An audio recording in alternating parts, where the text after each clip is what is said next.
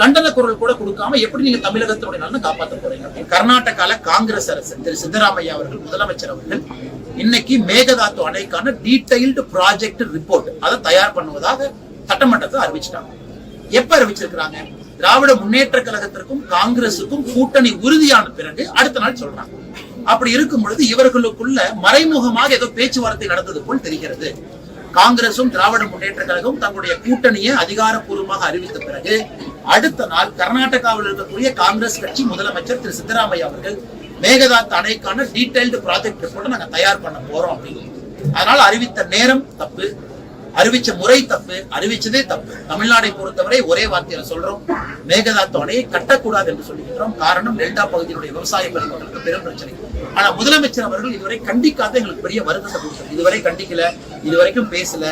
முதலமைச்சர் அவர்கள் வேணும்னே காங்கிரஸ் தன்னோடு கூட்டணியில் இருக்க வேண்டும் என்பதற்காக தமிழகத்தினுடைய டெல்டா பகுதியினுடைய விவசாய நலனை அடமானம் வைத்து விட்டாரா என்கின்ற எண்ணம் நமக்கு ஏற்பட்டிருக்கிறது.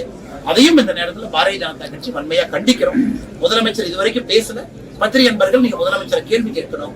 எப்படி பக்கத்து மாநிலத்தில் டிபிஆர் டீடைல் ப்ராஜெக்ட் ரிப்போர்ட் தயாரிப்புன்னு அங்க முதலமைச்சர் சொன்ன பிறகு